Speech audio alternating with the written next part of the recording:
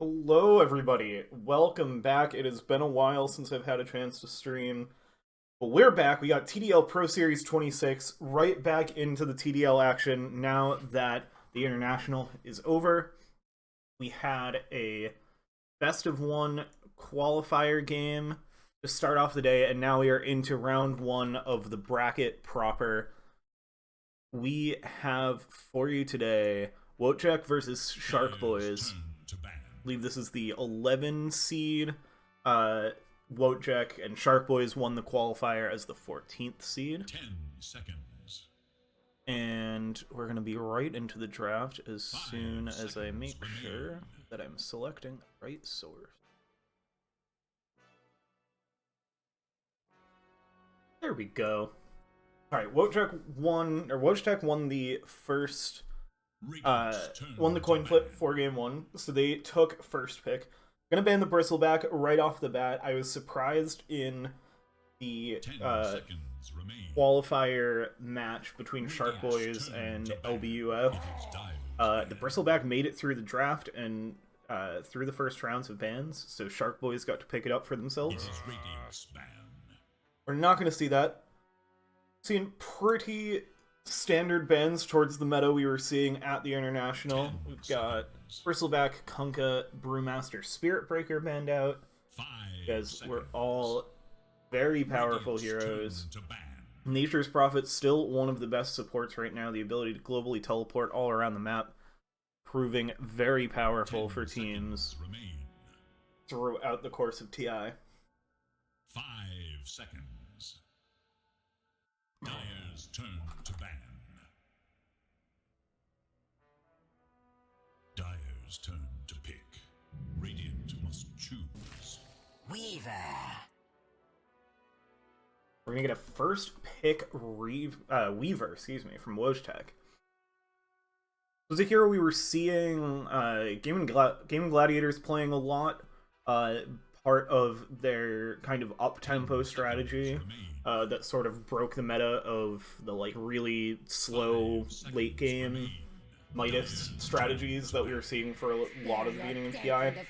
Muerta, on the other side, also a hero we were seeing a ton at TI.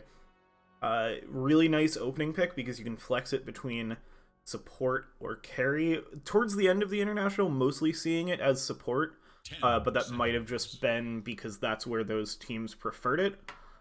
We saw early on, Yadaro was playing a lot of carry Muerta, but I think in the grand finals it was all Tofu on the support Muerta for Game Gladiators. So it'll be interesting to see how that plays into Shark Boys draft and how Wojtek are going to plan for it, if they expect it to be a a carrier support. 10 seconds remain. We got the Treant Protector, who's the last ban in the first round for Shark Boys. Wojtek in the second round. They're going to ban out Chaos Knight and Faceless Void. So they seem to be planning for this Morta to be in the support role. I think is a bit more likely at the moment. 10 seconds. See what Shark Boys are going to do for their 5 seconds remain. one ban that they get in this phase of the draft.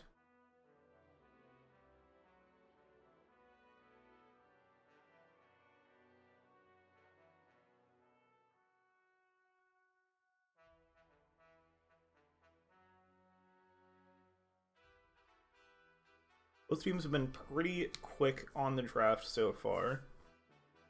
So we've got plenty of reserve time to go. A lot of those early phase bans, I think, are Radiant's turn to kind of no-brainers. We're going to see the Primal Beast as well. I mean, there's definitely... It's like, which of the, like, top 10 heroes do you want to ban out in those first 7? And then which ones are going to get through?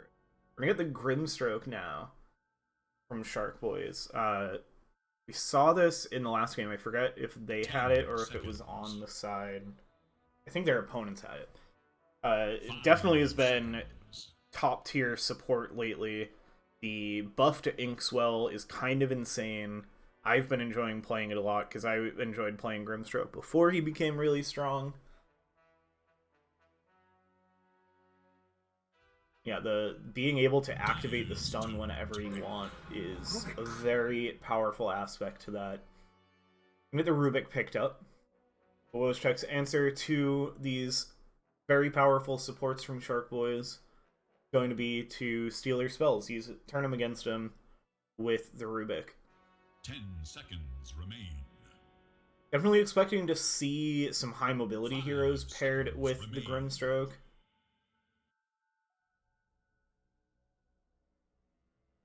Because that gets you the best use out of that Inkswell. May also see some combos with the ult or Soulbind, if there's any big unit target spells they want to take out to double those spells with the Grimstroke ultimate.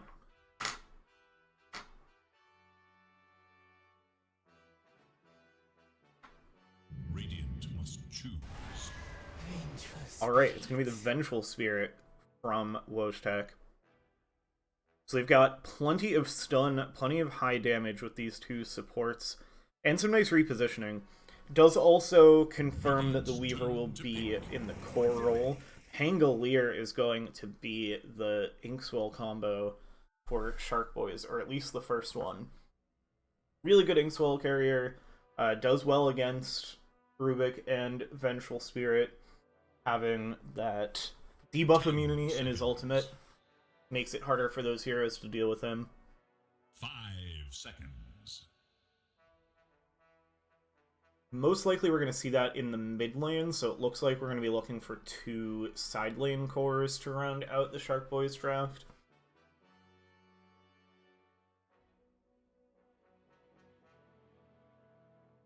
Dire's turn to pick.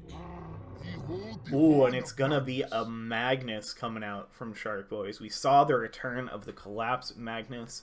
Shark Boys looking to do it for themselves. We saw Magnus a lot in the mid lane, for the most part, being played by various teams at the International. But we did see some teams flexing it over to the off lane. Obviously, Spirit have best Magnus player in the world. So that was going in their off lane. So we'll see where Shark Boys choose to put it. I would assume with the Pangolier already shown, the Magnus kind of has to go in the off lane. It's a nice little combo too. I don't know how much it ends up adding up, but if you put Empower on Pangolier, he gets Cleave on the on his swashbuckle attacks. So that's a nice little damage boost for him.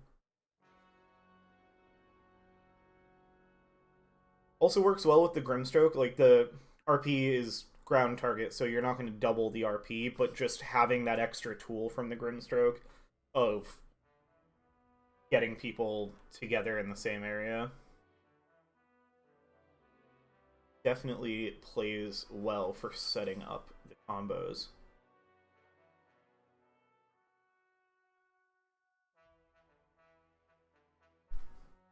Dyer's turn to bat. Alright. Wojtek gonna round out this phase with a tiny. That's most likely going to go into the mid lane. So that's gonna be their answer for the Pangolier.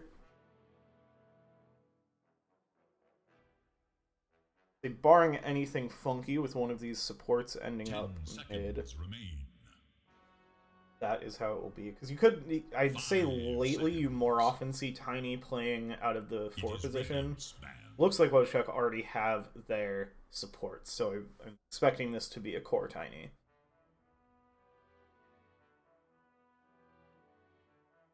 Radiant's turn to ban.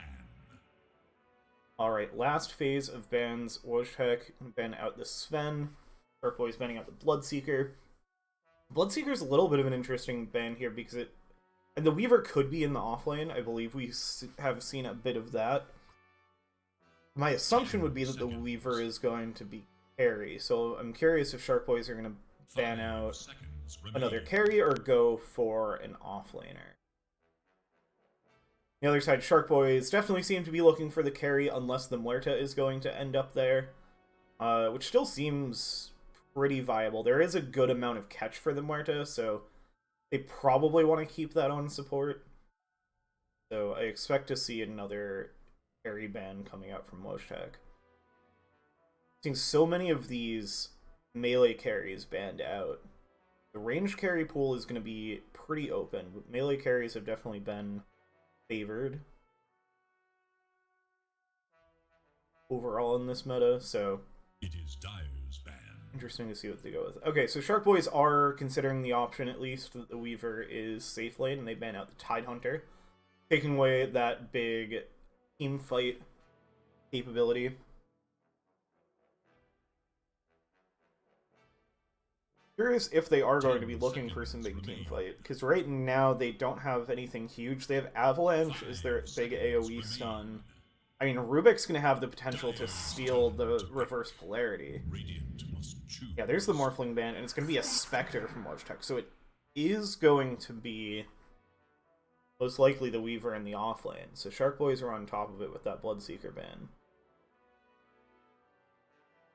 I think this is what we've been seeing a good amount of lately, is kind of the... 10 seconds. You can kind of just put a carry in both the offlane and the safe lane. 5 seconds. And there's plenty of space to farm on the map. You can go wherever you want. You could see the classic Phantom Assassin to be powered up by the Magnetism power. I don't know that Sharkboys necessarily want to prioritize that, though.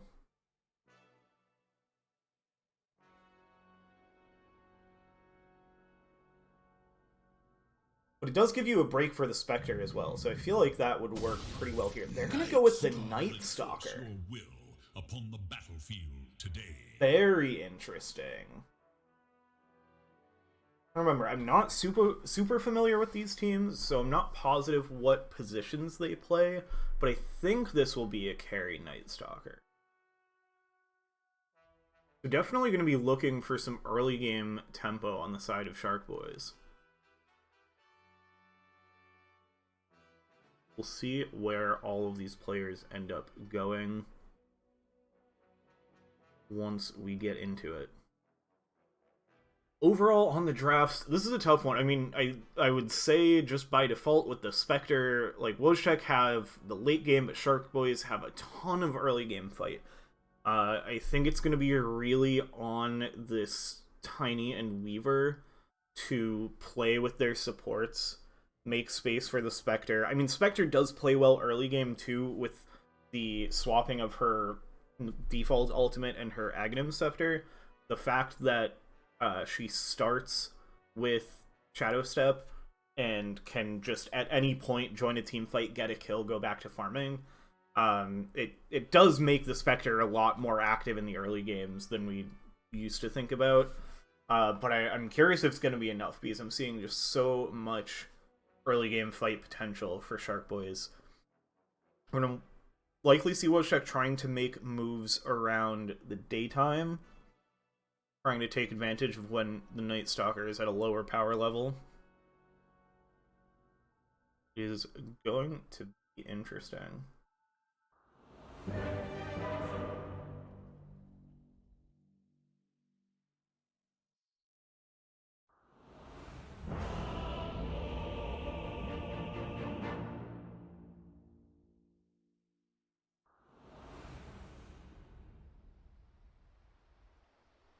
Alright, let's get right on in to the action. Prepare for battle. So on the side of Shark Boys, we're gonna get the smoke up. We've got red on the Grimstroke, Angel on the Muerta, Dan on the Pangolier, Engined on the Magnus, and Take Care Mia on the Night Stalker.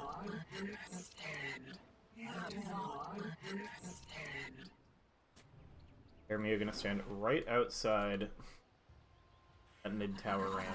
Is going to be a mid-Night Stalker? Is that what they're setting up? The side of Wojtek, we've got Senku on the Tiny. We've got Forpolito on the Vengeful Spirit. George on, or Mr. Lens on the Weaver.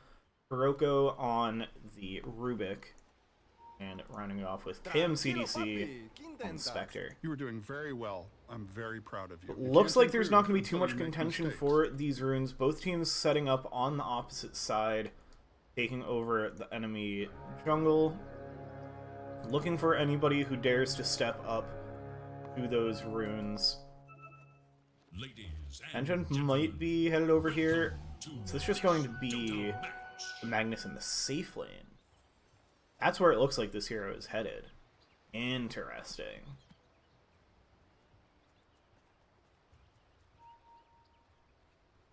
Oh, and Shark Boys, they're gonna sit here and wait after the rune. Forpolito's gonna walk right into 3 heroes, and that is going to be a first blood for the side of Shark Boys. First blood.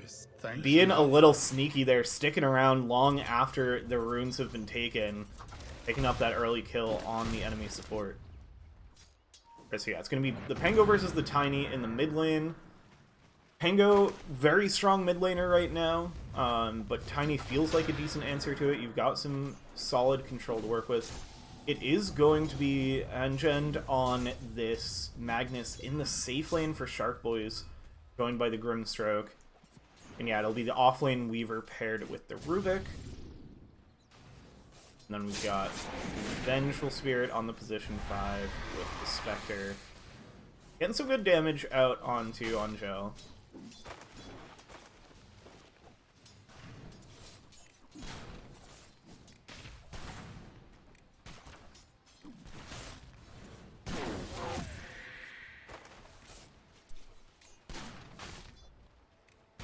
Early game with these lanes, nothing too crazy for the starting items. Forpolito does still have that Blood Grenade. Has a little bit of extra kill potential. This mid lane should be back and forth, but I expect these players to know their limits pretty well and not go too crazy. Bottom lane, this could be more of a kill lane. Outside, gonna get a nice dead shot onto Forpolito into the calling for the spirits, but it's actually gonna be bot side where we have our next kill. At the same time, not for you. The Magnus and Grimstroke able to bring down Kuroko. You've had enough.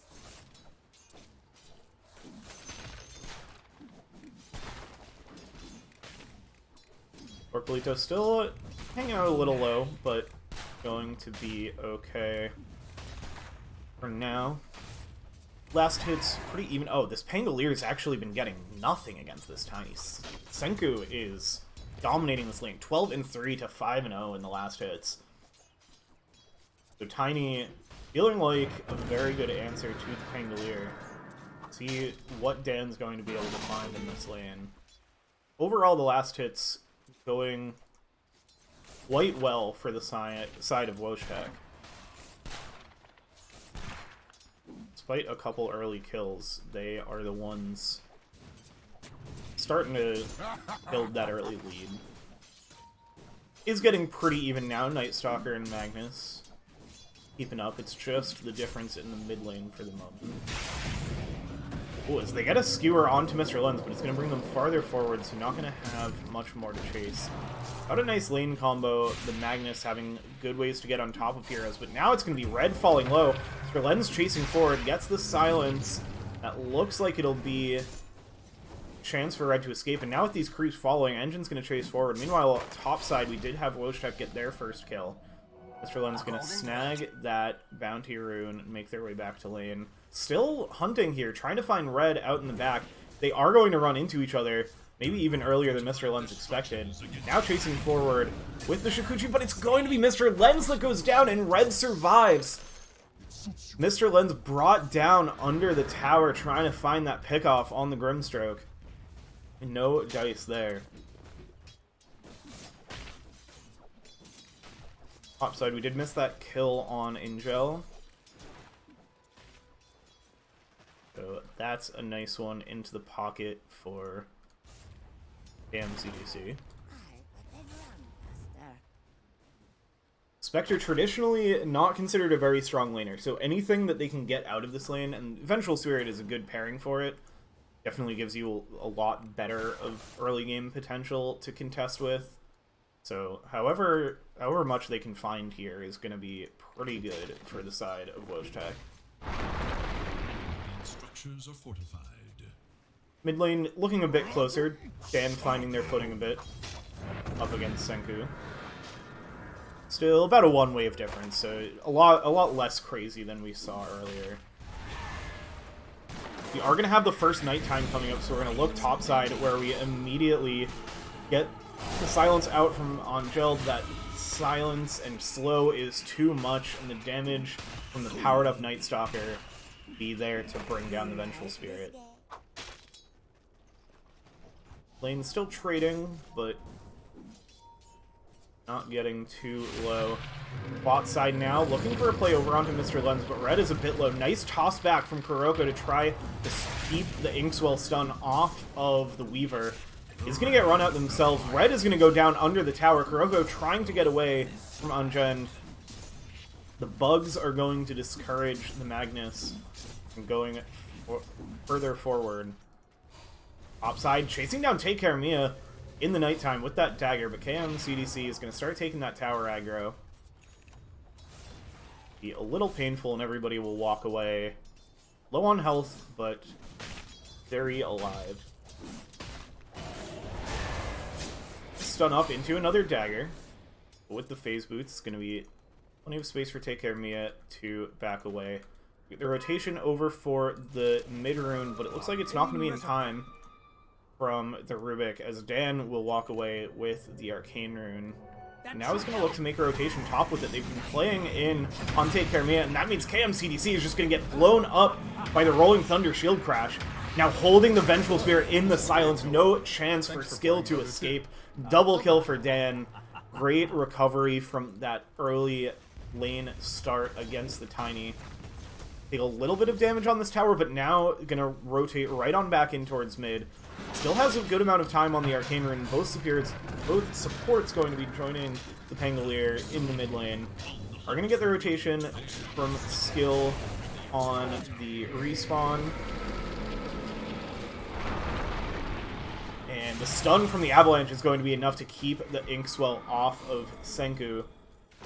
So the Tiny will be able to escape. 7 minutes now means we're going to see teams thinking about those Wisdom runes. It looks like Angel on the Muerta going to go ahead and pick that up for the Radiant side.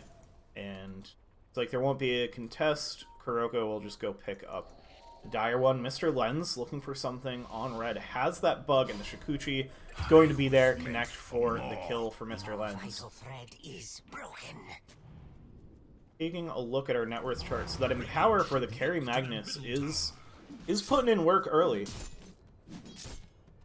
Pretty even across the board, still less than a 1k net worth lead overall, as topside, Dan making the rotation again, picking up the killing spree with a big kill on the Spectre.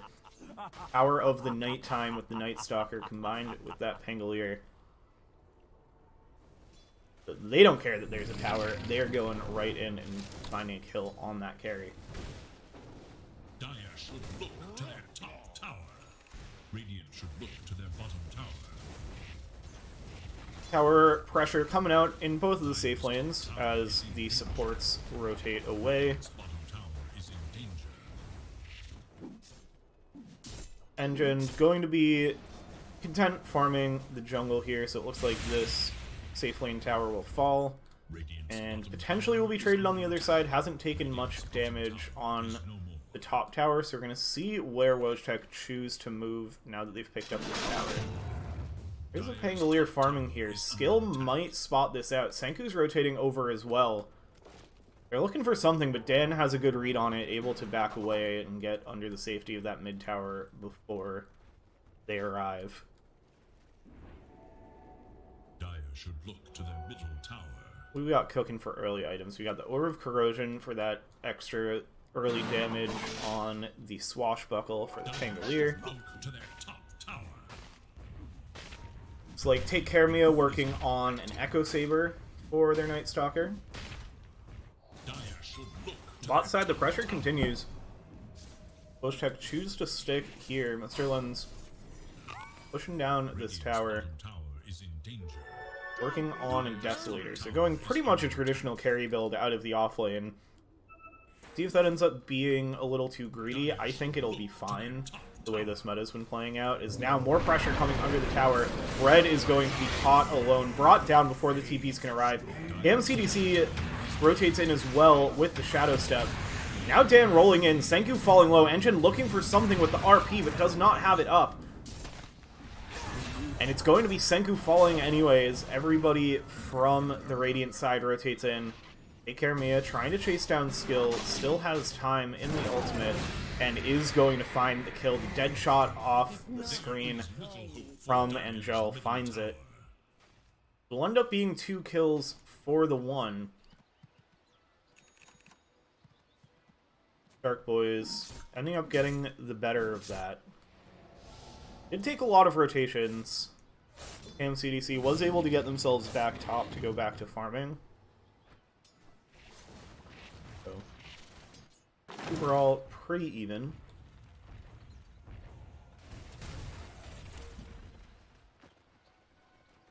Let's see, what else do we got cooking for items? Senku going right for the Blink Dagger on the Tiny, wants to make sure they have that early bite and catch potential. Rubik gonna pick up a Force Staff. We're gonna see like the Medallion from Vengeful Spirit. bottom tower Makes is sense. under attack.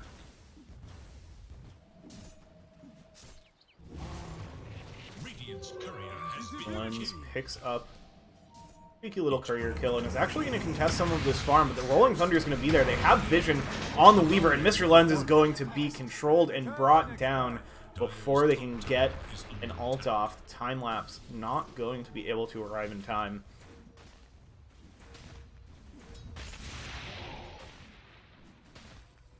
Dire should look to their top tower. Dire structures are fortified. Topside Red pushing in the lane. Get some space. Gonna go right for the Shard early on Grimstroke. That Shard is super powerful. Adds the Dispel to the Inkswell. Dire's top tower has Just gives you a ton of options for save, especially with the ability to pop the Dispel whenever you want.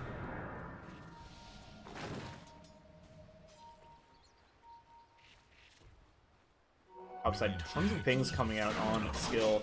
And it's going to be Dan jumping in with the Swashbuckle, training into the Shield Crash, and the Dead Shot. Mega kill. The Stroke of Fate is not quite there, but there's plenty of damage coming out from Dan, who almost has that full Diffusal Blade ready. Going to pick up the tempo even more for Shark Boys. We're now up 11-4, 3,000 net worth lead. Doing very well. Wojtek looking to strike back. They have the advantage against the Night Stalker on the daytime, and they bring the numbers advantage to be able to bring him down. Radiant's middle tower is under attack.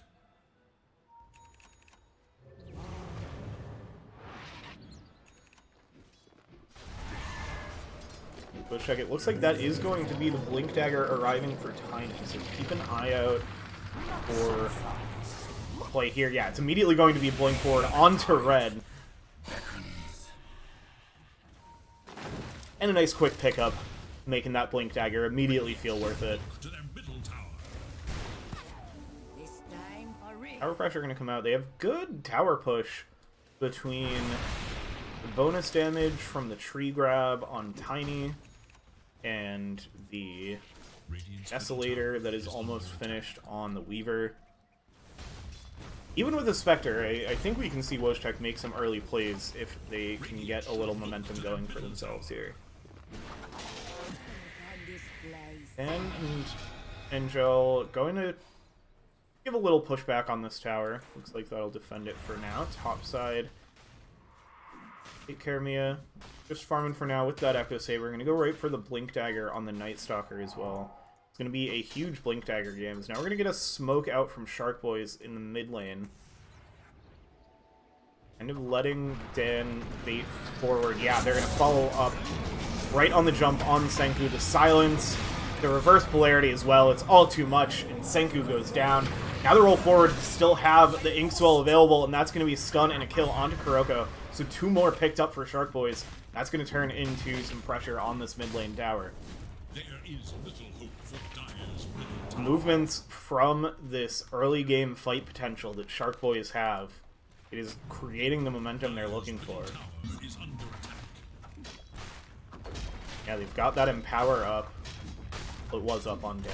It's still up on Take Care Mia. I'm going to accelerate their game a little bit as well, and amp that damage, because both of these heroes use that Empower quite well.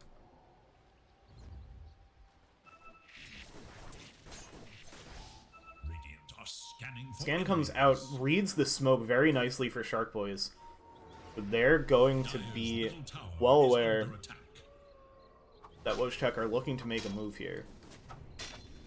The Radiant scan, eager to know Dire's Radiant's top tower is God, they hit them with another scan. They know exactly where this smoke is, and they're not giving them anything. They're just going to fully move around. Really impressive map reading Radiant's top tower on the side is of in Shark danger. Boys to just completely blank this smoke from Wojtek.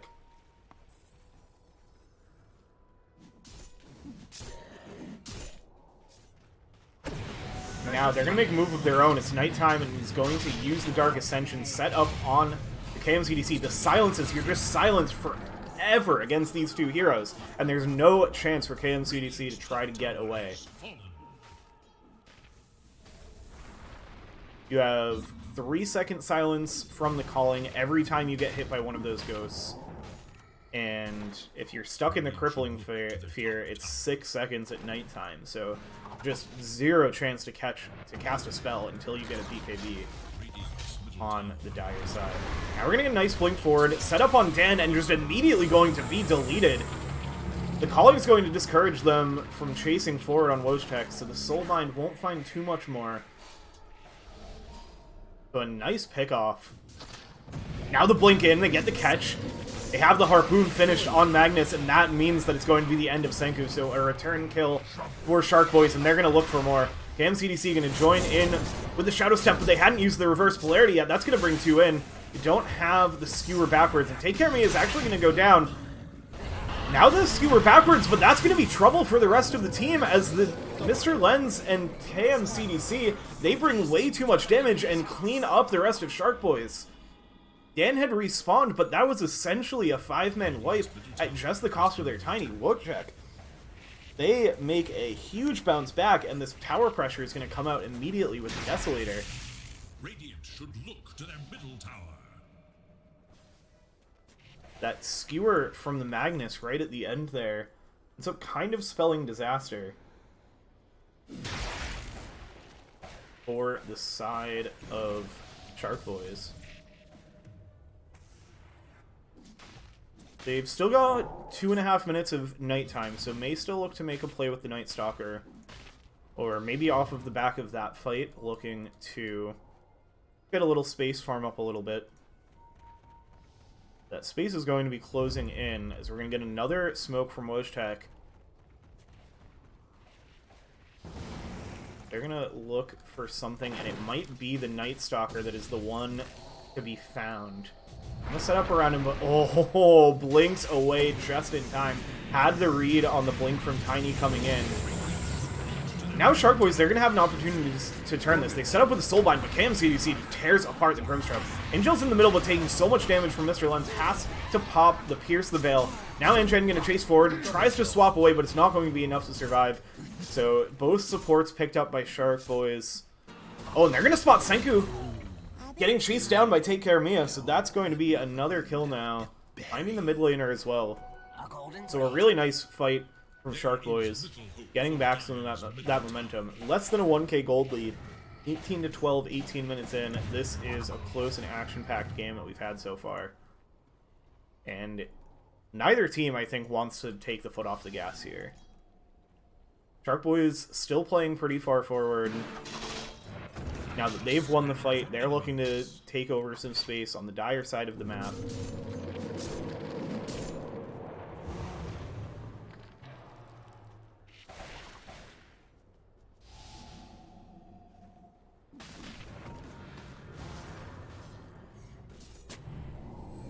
Alright, what do we've got the Rod of Atos finished on the Muerta.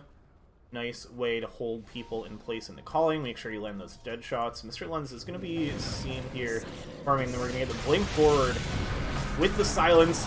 And yeah, it's too much again. You also have the Grimstroke side. There's just so much silence in this game from the side of Shark Boys. We saw the combos with the Night Stalker and the Muerta before. Weren't even thinking about the Phantom's Embrace. That's another up to 5-second silence. My goodness. How do you cast a spell? Do it by buying this item. BKB queued up Senku after finishing the Echo Saber. KMCDC working on that Radiance still, so not going to opt for the BKB. Doesn't mind too much if they can't cast spells. I mean, once you've Shadow Stepped, you're probably going to get the dagger off before a silence hits you, and then you're good to go. All about as long as you're not the one being caught. Setting up around the lower gate is going to be Shark Boys. Looking for something with the Deadshot, and it's going to be the supports that they find again.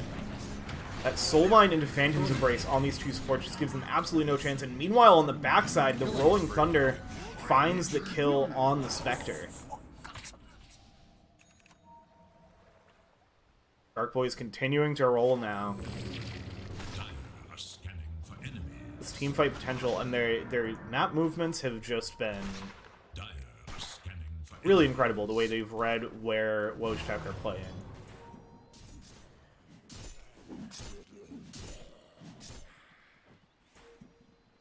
Looks like it's going to be the Aghanim Scepter next for Pangolier, get even more damage coming out.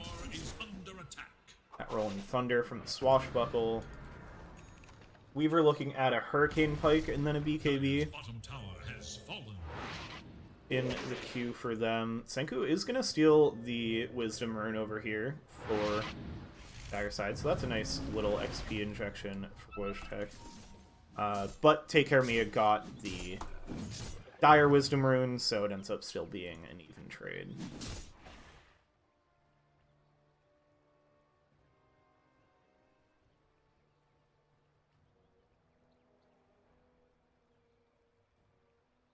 Get a pause here.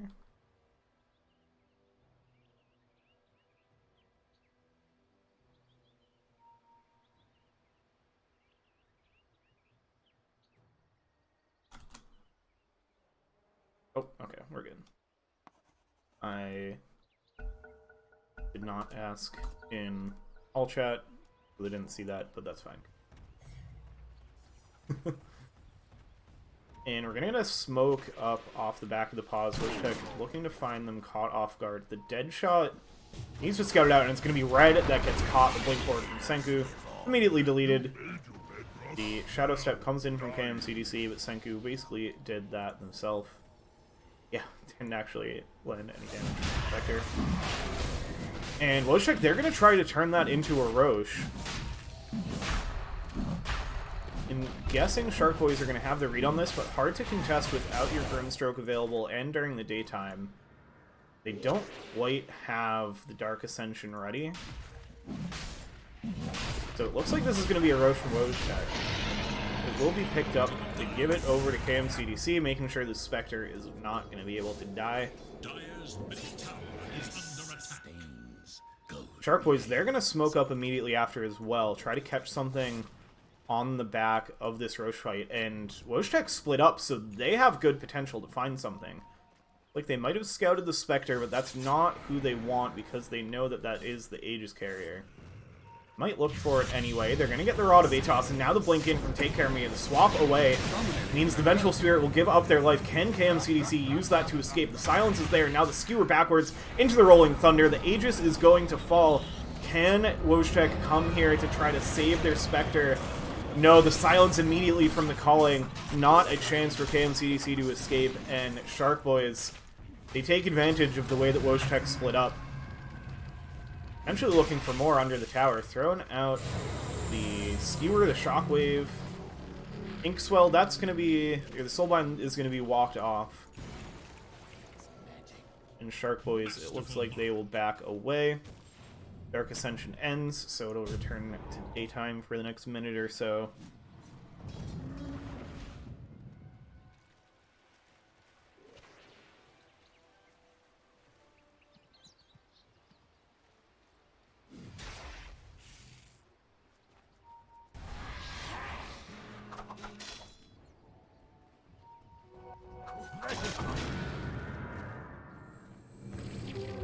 Scanning for enemies.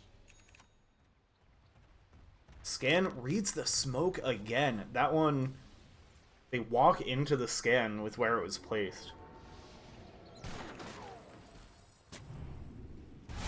Dan has the Invis rune, but they drop the Sentry Ward, so it is going to spot him out, and now they get the Stolen Rolling Thunder for Kuroko. That's going to be enough control.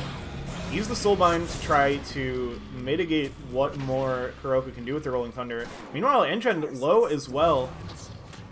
And Angel. Oh, they're going to get the Skewer back on Slim Shady. Trying to find Senku. Oh, but the swap away, and the Stolen Soulbind is going to be enough. The stun comes out. Mr. Lens jumps forward with the Force Staff, finds the kill in the Radiant base, and now is going to turn it into another onto red. They find Take Care Mia over on the side as well for Senku, and it's a full team wipe for the side of Wojtek. Out of kind of absolutely nowhere. Their smoke gets red, but they make a beautiful play, dropping this Sentry, picking off Dan, who's chilling with the Invis rune. And they read that very well, and it sets up a crazy fight for them that sees, again, really all 5 heroes dying there on the Radiant side. This game remains incredibly close. Saw the Hurricane Pike in action from Mr. Lens in that last fight. Magnus has the Silver Edge done. So that's going to be another potential for scouting and catch. Feels a little interesting the later this game goes with the Magnus in the carry position. You've got all this team fight potential from Shark Boys, but if this game gets to the late game, it's going to be difficult. You are going to have this Muerta scaling, basically turning into a right-clicker in the late game because this hero's kit is meant to be more of a carry. But her spells are so powerful that she works as a support. I feel like eventually we could see the Muerta ending up in the carry role. It's going to be Tormenting time for Wojtek. They're going to pick that up, and they get... I mean, really, either support is a really good shard here, but it's going to be probably the better of the two. The double stun for the Vengeful Spirit, giving them a lot more control in these fights. Potentially going to look to make a move here. Rotating as for... Going to Invis with that Silver Edge, looking towards Slim Shady. It's actually going to be the initiation onto the supports.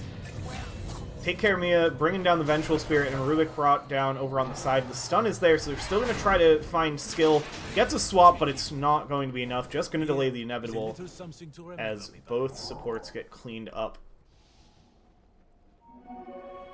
Still got a good amount of time on this Dark Ascension, so Take Care of Me is going to look for more for Shark Boys. I believe, did they use their... They didn't use their Rolling Thunder either, so they have the potential to keep fighting here. They're going to scout out. They find the blink onto Senku with the crippling fear. And now they get the toss back into the base and take care of Mia, even with the BKB is going to fall. But Angen is in with the first polarity. RP finds 3, but do they have the damage to bring it down? Dan's rolling in, but they have the time lapse, so that's going to allow Mr. Lens to escape. And now Senku blinks back in with the avalanche onto 3. Dan trying to find some damage now, gets the Ink Soul, and that's going to bring down Senku. Now Shark Boy's just trying to back off. They're going to have to leave Angel behind. So a bit of a wild fight. Ends up looking pretty good for Wojtek as they find the Night Stalker and a bonus Muerte kill. It did cost them their mid tiny, but overall seems like a decent trade.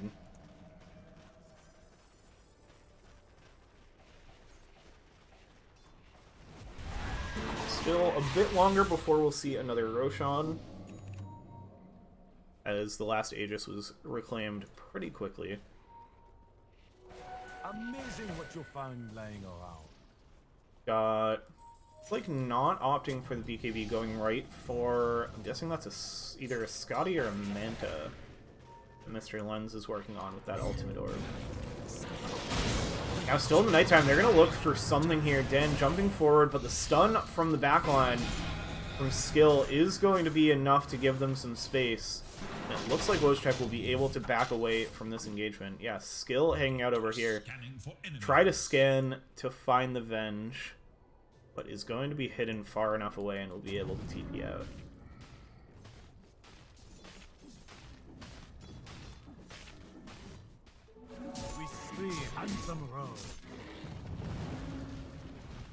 We got a BKB ready on Anjund.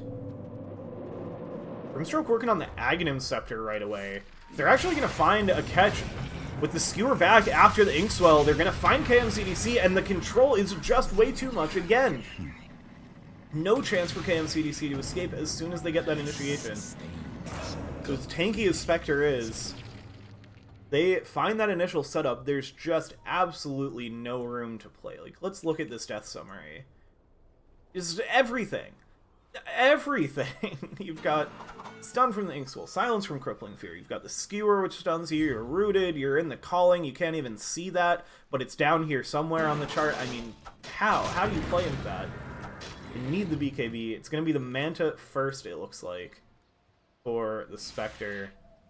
That's the Lincoln Sphere is what the ultimate orb was for on Mr. Lens.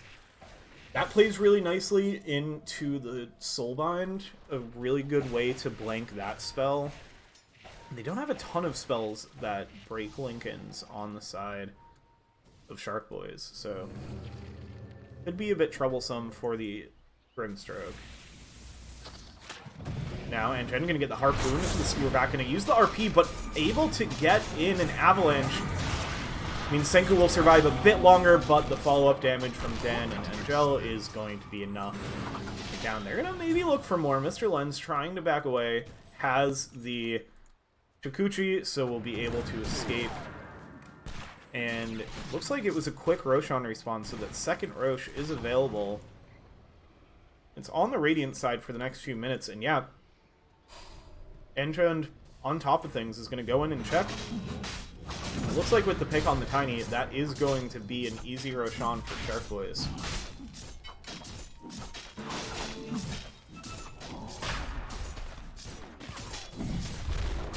Curious who they'll put this on. Probably the Pangolier? Maybe the Night Stalker. It looks like the Night Stalker is the one setting up to receive it. Nobody's just going to go to the carry Magnus.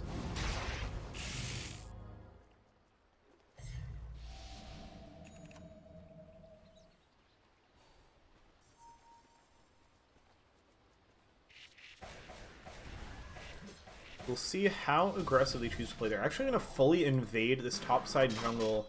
Not going to find anybody home, but we'll be able to set up for the tier 2 tower.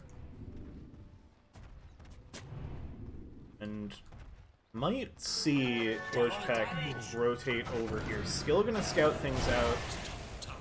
Does get the bouncing stun on to Dan. Red's ready with the Inkswell. Now they're going to jump forward onto skill. They get the Harpoon into the skewer back. And that will be a quick end to the Vengeful Spirit. Sets up Shark Boys to take this tower. Lens has a double damage. It's going to pick up a little bit of farm in this area. Scanning for enemies. Scan on the portal just to see if anybody's going to take that Twin Gate over. But Wojtek, they are going to concede that tower. Senku now maybe in a little bit of a dangerous spot. But I'm worth Looks like so they will be much fine. more.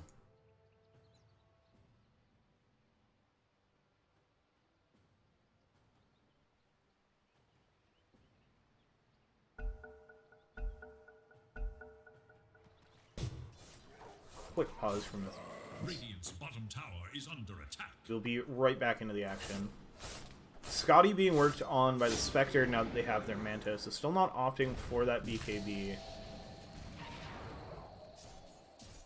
I mean, it kind of makes sense in this sort of game.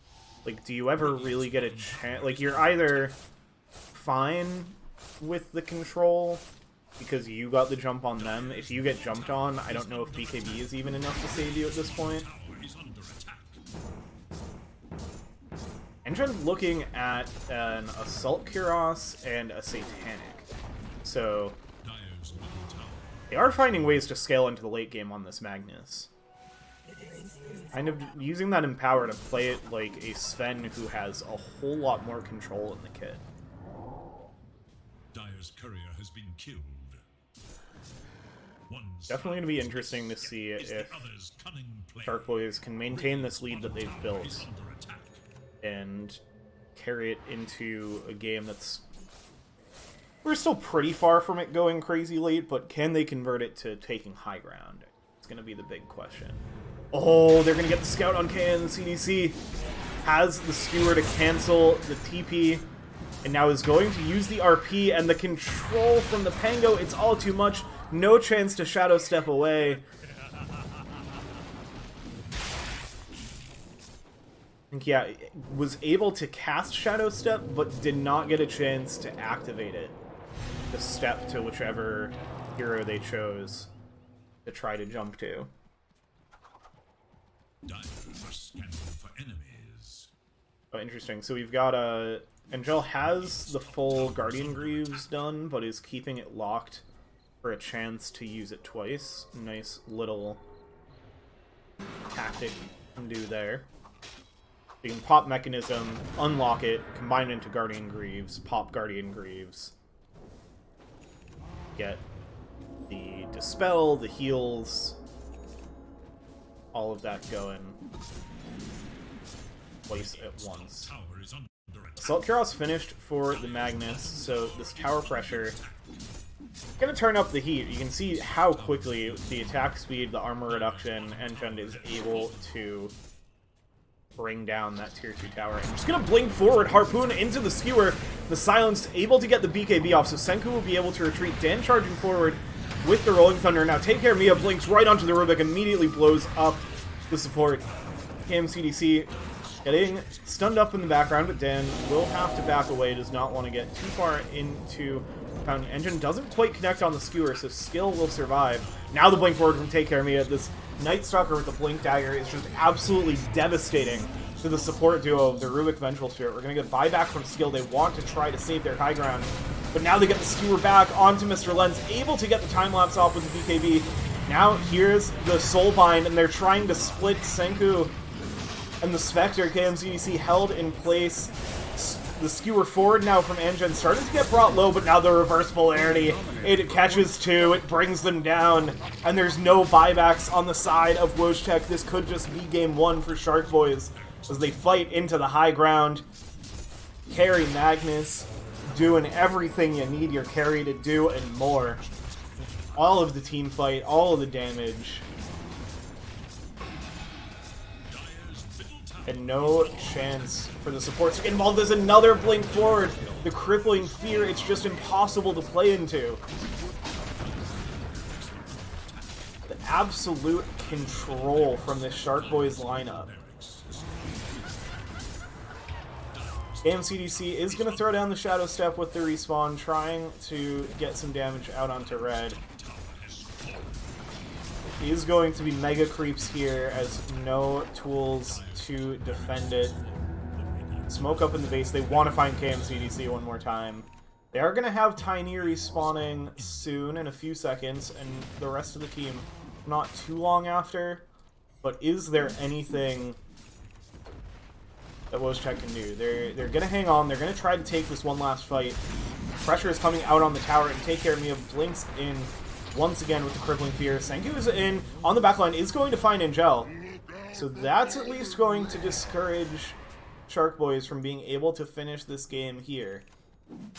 And you've got the Nullifier too. There's no chance. I don't even think they have... They don't have a Yule Scepter yet. Just the Dispels for anything that Wojtek tries to use to escape and survive. Will not have a chance for it. Got the full Abyssal Blade finished on Pangolier. So big stuns coming out from the Swashbuckle, and that extra reliable stun in the toolkit. Got the Dark Portrait on Grimstroke. So going to be turning that Weaver and Spectre's damage against them. Creating an illusion of them.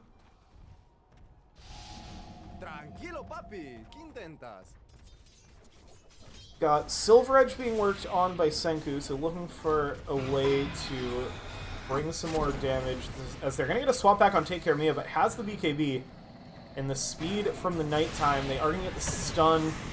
BKB is going to last long enough. Rolling Thunder actually used, not finding much, I think just to reposition. Mr. Len's thinking about looking to continue to chase Take Care of Mia, but Dark Ascension means the Night Stalker will be able to back away. Now the jump forward again with that Crippling Fear. Mr. Len's able to find the space, get the BKB off. And now the blow up, they find Dan. That's a huge pickup, and now the massive RP into the Inkswell stuns. All of the damage, the calling as well, slows them all, prevents any escape, and 3 go down. Spectre now as well, trying to find a kill. Will at least pick up the Grimstroke, but not before falling themselves, and GG is called by Kuroko. Shark Boys take game 1 in round number 1, TDL Pro Series 26. This is the tournament going on this whole weekend. An excellent opening from Shark Boys, and a great performance from Wojtek too. This game was quite close for quite a while. But it is going to be Shark Boys walking away with the game 1 victory. I mean, it was truly a team effort, but I think I'd have to give MVP to this carry, Magnus. I mean, truly, like, looked the part of a real carry. 14, 2, and 13 was, I think, always uncontested top of the net worth, using that Empower, just dishing out the damage, and bringing all of the control that you have from Reverse Polarity and Skewer. Just really, really good performance on Magnus. I don't see that hero making it through the bans for the rest of this series, because that was really impressive. Yeah, that's going to do it for game 1. We're going to take a quick break, and we'll be back soon for game number 2.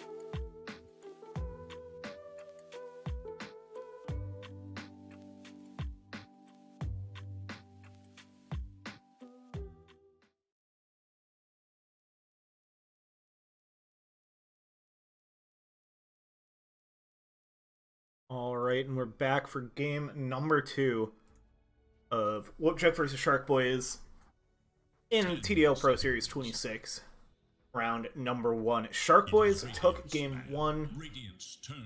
They did it with second pick, so they had the priority after Wojtek won the coin flip for game 1. So Shark Boys get first pick this time. Wojtek took the Radiant. We'll see how that and our first game affect our draft. Still going to see some of the standard bans in the form of Brewmaster and Bristleback. Centaur getting banned out here. It's been pretty popular offlaner. We didn't see it game 1. So interesting to see it showing up in the bans for game number 2.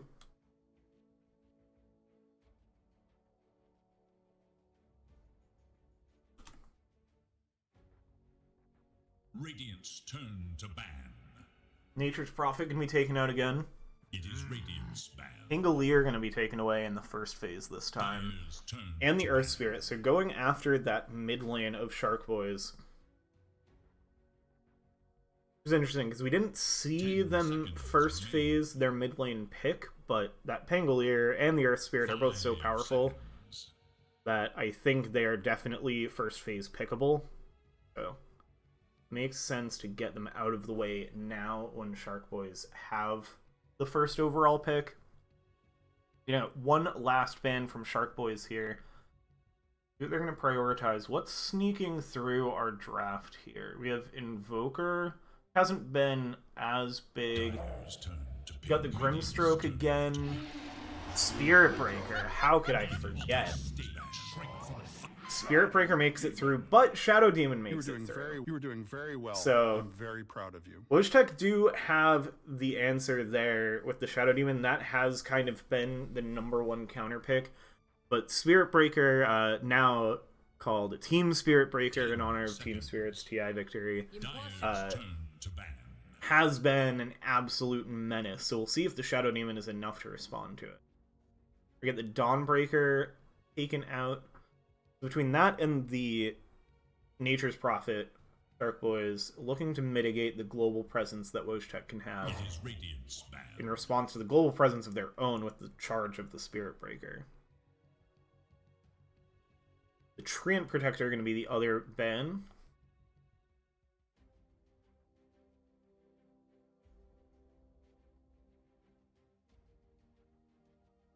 Seconds remain. 5 seconds. Alright, one last ban in the second phase for Wojtek. See what they're going to prioritize. I feel like you have to either ban or take the Grimstroke here. Because if you get Grimstroke with the Spirit Breaker, that is just, like, kind of impossible. The Shadow Demon does help a lot. I forget exactly how the interaction works if you're banished with Inkswell on you. Dire must choose. We're gonna ban out the Morta, and Kunkka is a hero that gets through this draft. I'm excited to see some Water Park action. That's going to be another good option for disrupting the Spirit Breaker, but it does mean that they're going to get the Inkswell combo. So this is going to be some gross gameplay coming from Shark Boys, and we're going to see if Wojtek have the tools to survive against the menace that is the Grimstroke Team Spirit Breaker combo. 5 seconds remain.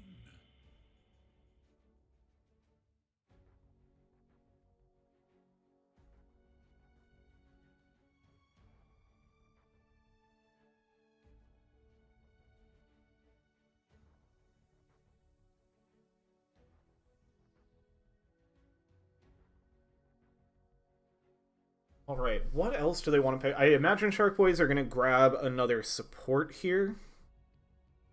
So we'll see what else they want to pair this with.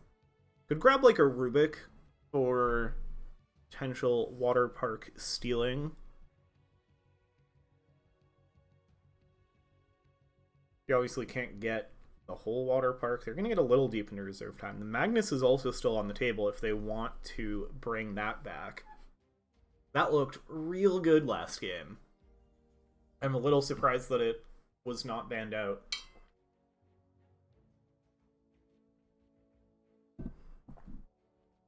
Radiant must choose. They're going to take the Beastmaster, which is interesting. Means that this Spirit Breaker will likely either be a support or a mid, rather than its most traditional place in the offlane, because Beastmaster really only likes to be played in the offlane role. 5 seconds remain.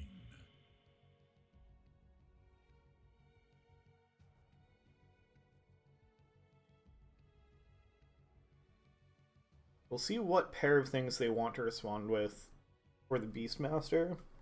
I think you're still going to be kind of drafting more around the Spirit Breaker Grimstroke. It's very interesting, because it also means we're not going to see the Spirit Breaker and Grim in lane together. Radiant's turn to pick. It's going to be a Morphling picked up by Wojtek. So this is an answer to Spirit Breaker, is just play Spirit Breaker yourself. Morph into him with your ult, and then just charge at people with Morphling. So Wojtek, they're picking up the tools. They know what is considered necessary to be able to beat a Spirit Breaker, and they're finding it in the draft, so definitely still a testable draft. Are they going to go full water core team with a Tidehunter in the offlane here? Probably not, but it would be a really good team fight. Again, more weight, like the Anchor can be really good as a way to stop Spirit Breaker from just continuously charging through the fights. Depends how much more mobility Sharkboys is going to be picking up for how important it would be to have something like that. I think more likely we're going to see a support here, and they'll leave the Kunkka able to flex between mid and offlane. As far as what they would want for another support into these heroes, I mean, anything else that can, just like an instant stun for the Spirit Breaker, honestly, is probably what you're looking for here.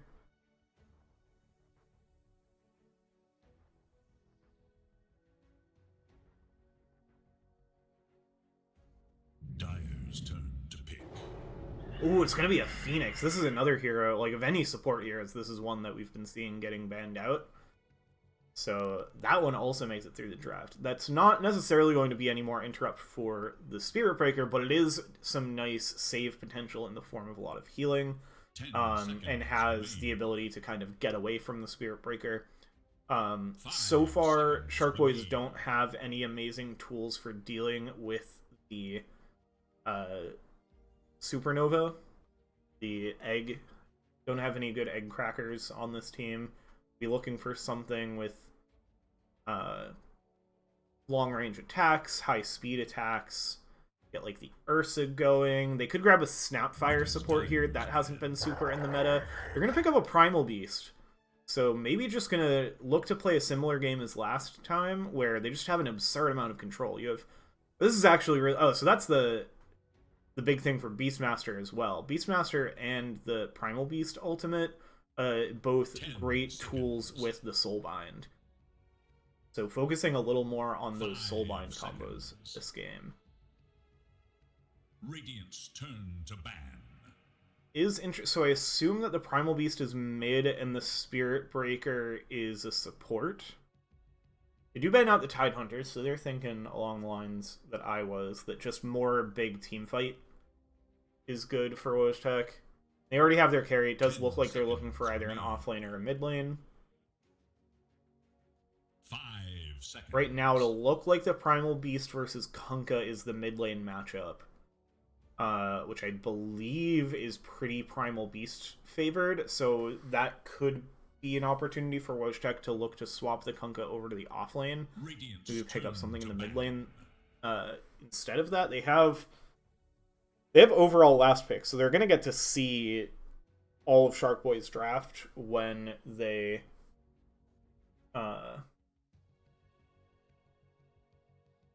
make their final pick. 10 seconds. Yeah, they're gonna ban out the Drow. Would not be surprised to see like a Luna ban. Just 5 take out the seconds top remain.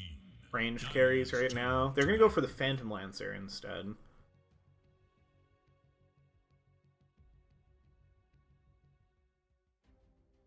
So making sure they don't just have that huge source of damage. Could still see the Carry Magnus come back 10 out. seconds That was fun, remain. so I'm gonna keep pointing out that they could do it again. 5 Because it would be fun to watch again. remain. Um, I must choose. I mean, Mars. So Shark Boys feel confident that the Kunkka is going in the mid lane, and are just looking to get rid of Teamfight. I mean, both the Tidehunter and Mars are just really good combos with the Phoenix as well. I also, like, after seeing the Carry Magnus, this could be a Spirit Breaker carry. Like, the hero's really strong. Shark Boys are willing to do kind of weird drafts. I think they could get away with just sticking the Spirit Breaker in the safe lane. And, like, grabbing a support on this last pick. Radiance I think most likely we'll see carry. Oh, it's a Necrophos. So there is something weird going on here. They've once again not picked a traditional carry hero. Which I, like, in this meta in particular, like, Spirit and Game and Gladiators clearly broke the meta and were playing a much more up-tempo game, but before that, it was just, like, all carries. And Shark Boys are just picking no carries. It's going to be the Invoker, so they are going to move the Kunkka over to the offlane and give Senku a mid-Invoker.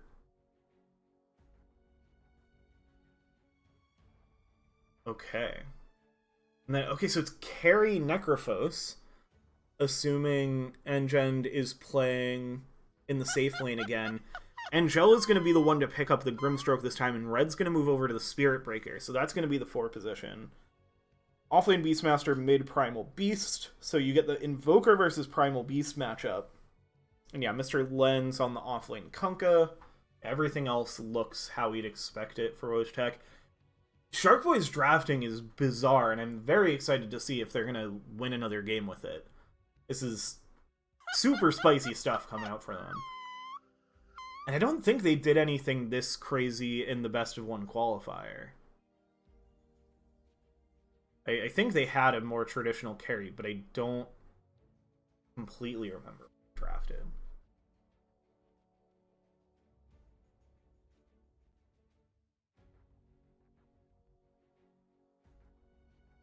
Look real.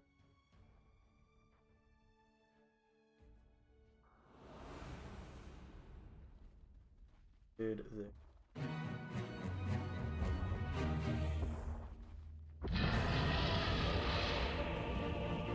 Yeah, they played a Sven. They played, like, the most normal carry in that best of 1. So maybe they were waiting till they had a little bit of freedom in a best of 3 to play around with these funky drafts. Maybe they wanted to hide what they were cooking. But they are busting it out here. Carry Necrophos. I mean, the hero's good, and the hero farms pretty well. You can't Does a lot of improve until you damage. make mistakes. So we'll see. We'll see how it works. After seeing Engen's Magnus last game, I have faith. This is taking me back to Arlington Major last year when Saberlight was filling in for Pure on Entity.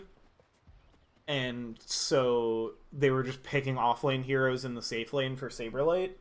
You can't improve. And until that you was make working really mistakes. well for them for a while. You were doing very well. I'm very proud of you. It's, if you've got the players for it, if that's where the comfort is. Like, I don't know these players' history super well, so would not be surprised to find out that Engend is an offlane player that's playing carry for this Shark Boys stack. So they're just picking offlaners and making it happen. It's like it's going to be a full swap of the jungle runes again. We'll see if we get anything cheeky like we did last time. The way Shark Boys picked up the first blood. It's a little harder because of the high ground situation here. Looks like Red is going to hang out. No, now we'll just TP top. We are going to get some shenanigans from Wojtek this time. as they're going to go block the enemy creep wave. Been a new block strategy we've been seeing. Now that you can't aggro the enemy creeps. Oh, but Engine's actually doing the same thing the other way, so it's going to be a pretty normal block situation, as both teams just block the enemy team's wave. That's really funny. That's how that plays out. Yeah, Invoker Primal Lane. Yeah, EMP I think is going to be really annoying for Dan to deal with. I think Wojtek got themselves a pretty good mid lane matchup with that last pick, by making it look like the Kunkka was going to be mid. But is the Kunkka going to be able to deal with the pressure that Red is already bringing on this position 5 Spirit Breaker? We shall see. Down here, it's Take Care Mia on the Beastmaster, paired with Angel on Grimstroke. Yeah, definitely look for this support duo of Grim Spirit Breaker to be rotating often, because they play very nicely together. Then we've got KMCDC on the Morphling and Skill on the Phoenix in the safe lane for Wojtek. This has the potential, because Morphling is always going to be playing pretty low. Skill getting low as well, burning down their health with some of their health cost spells.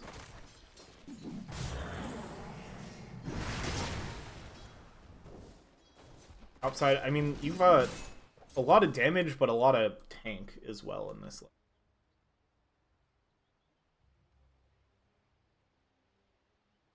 Not too surprised if that lane is fighty, but we don't see a lot of kills.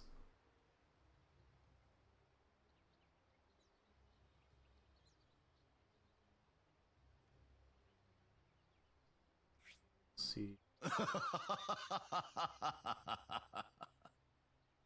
We haven't gotten a reason for any of these, like, 30-second pauses that teams have had. Which, if it's a fast pause, it's not a big deal. It's just kind of amusing. They just pause. And then before I can ask why they pause... Yeah. Alright, they are going to set up some poison onto the Necrophos.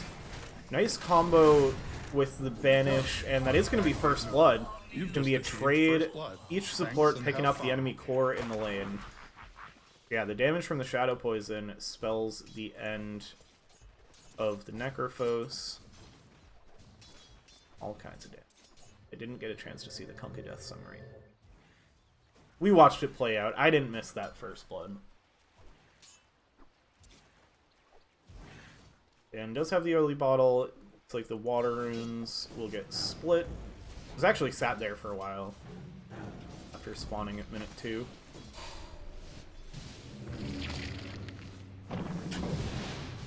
Radiant's courier has been Nothing killed. too crazy for lane shenanigans.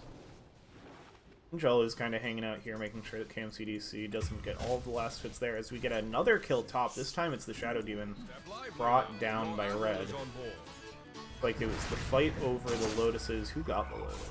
Looks like... Oh, maybe managed to keep it at least, but yeah. Shadow Demon. Kuroko paying with their life to get that healing Lotus. But maybe it'll save their life later. Maybe they're going to keep getting run at by this Spirit Breaker, because god, this hero is a menace. Let's see, what else we got now? EMP.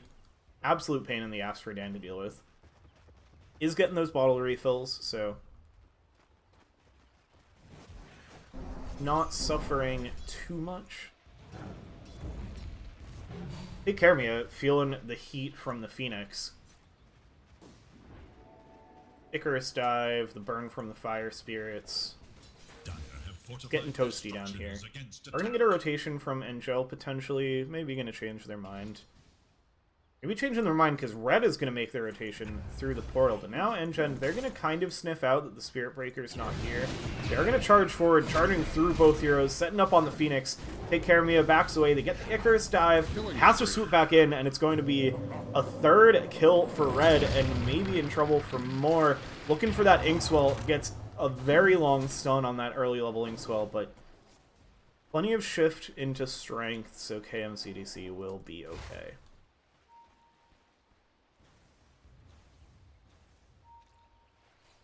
We're gonna get an early rotation from Dan here as well, walking down. Oh, in top lane. Yeah, Spirit Breaker leaves, so You're they doing very find well. I'm very proud of you. the kill. Is gonna be a DC from Engine, so potentially feeling some lag. Shark Boys are a team from Peru, I believe, so playing on the US East server that we host our league games on does mean that can have a little bit of issues with lag and ping. Hopefully that'll all be sorted out. Primal has reconnected.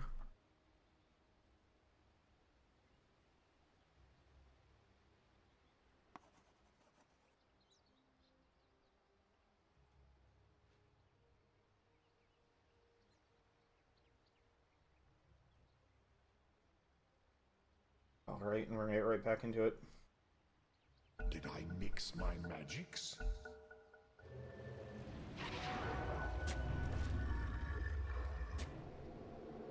Red is gonna head back towards top.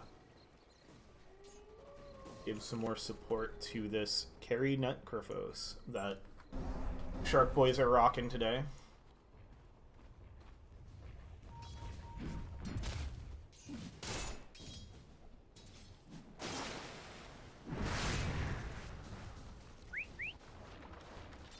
Red may be looking to bring some more pressure.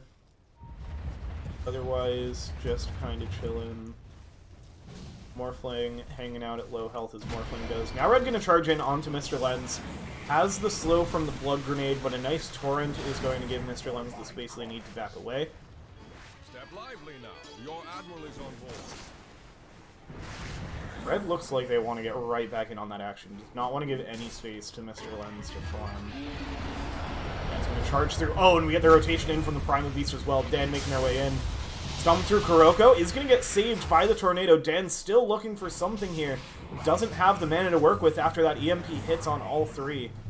Banishment is going to get them away. X Marks comes out on Red, but that's not going to do much more. There's just going to be some big Primal Illusions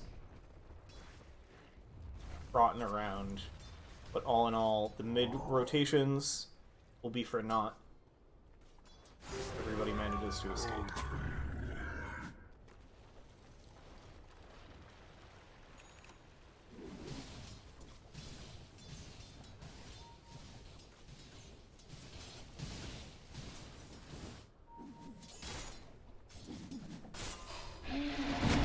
Another charge in from Red, setting up on Mr. Lens once again, and Angel has rotated in. Your admiral is on board. Able to sidestep the Torrent. They get the slow from the Stroke of Fate. The X Marks will stop Red from being able to chase too much farther. Meanwhile, Dan gets the rotation bot lane. Check out the aftermath of that in a moment. Inkswell now is coming in. Blood Grenade as well, who just catches the edge of the stun while they sidestep the Torrent. But the save from Kuroko is there, and it's Red that goes down. Angel will finish off the kill on Mr. Lens, so it'll be 1-for-1 for now. But now the silence out on skill and into the ult. Necrophos, who is hit level 6, gets that first Reaper Sight stack. Sanku going to make the rotation over as well. Has the Tornado into the EMP, so Engine's mana is going to get burned. Trying to back away now. Shadow Poison stacks picking up along with the Cold Snap. It's going to be troublesome. Plants the tree, but it's not quite on the mark. Sanku able to walk by it, and the Shadow Poison pops. Killing spree for Kuroko. And now trying to step in, but able to dodge away with the Ghost Walk. And now Senku turning towards Angel, who's falling low. Charge coming in, and the Stomp, the Pulverize from Den, silenced up. Angel goes down, but it looks like Senku will finally be brought down. The Tornado will keep them alive a little bit longer, trying to heal up with the Urn. Den trying to catch up. Does not have the mana for another trample, so Senku's going to keep walking this off. Super chaotic, but now finally a charge from Red is going to slow down Senku. Now just going to go for a kill on Eroge. Gets the deny. Senku. Kuroko sends him the tip, because that was just, like, had to be so frustrating for Red and Dan there. That was some gross Invoker play. At some point in there was a kill bot side on KMCDC. But that fight top went so long that we forget. We don't even have to think about it. Skill trying to chase forward now, as Engen was found farming pretty low here. Skill doesn't quite have the egg, but Engen is going to be brought down by the Tidebringer Cleave. X marks back into the boat, and now Red, without mana or cooldown to charge away, is looking like they will fall as well, trying to dodge away. Now going to charge forward towards Kuroko, doesn't have another banish, but eventually, once again, the Tidebringer from Mr. Lens finds the kill. Wojtek, they're answering back in what has been a very chaotic game number 2.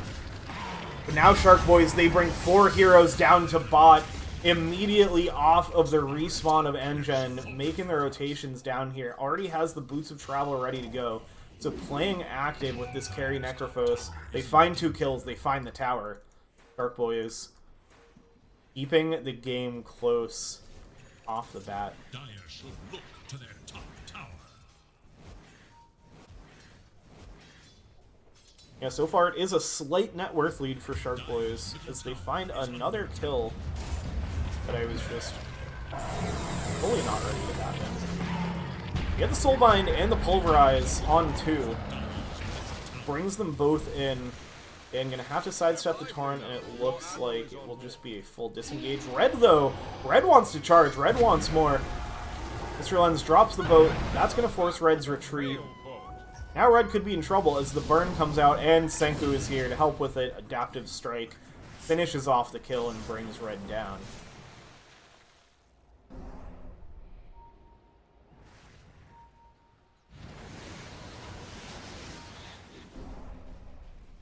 Senku trying to hunt for something, but does not manage to connect with the tornado on Angel.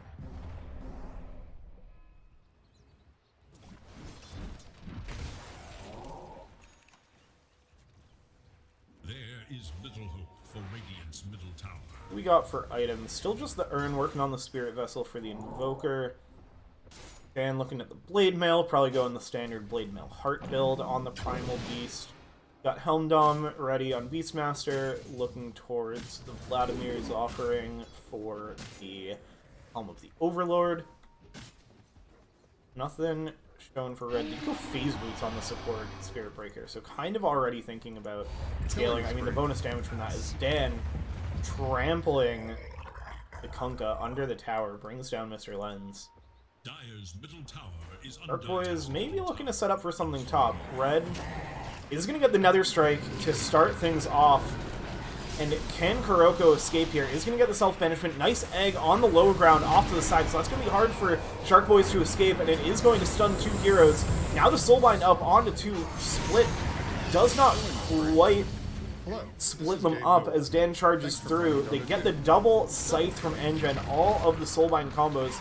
CDC now going to get stunned up by the Pulverize and brought down as well. And now Red still charging forward for more. Engen right there with them, trying to find skill. No egg available, is going to go down. Triple kill for the carry Necrophos. Mr. Lens now is going to get a return kill. Finds Red staying a little too close. Maybe looking for more with Kuroko joining them as well. They get the slow from the Demonic Purge. Seeing if they can bring down Engen, but this here is too tanky, and now the charge back in, the onslaught from Dan, and Angel just quickly finishes it off. Engen trying to find Mr. Lens, but is going to get X back. So it looks like Mr. Lens will be able to escape, but you have the Boots of Travel coming in from Engen, right onto this creep wave that was aggroed. Cute little Boots of Travel play there, but it's not going to end up finding them anything as they get the disengage thanks to the Tornado from Invoker.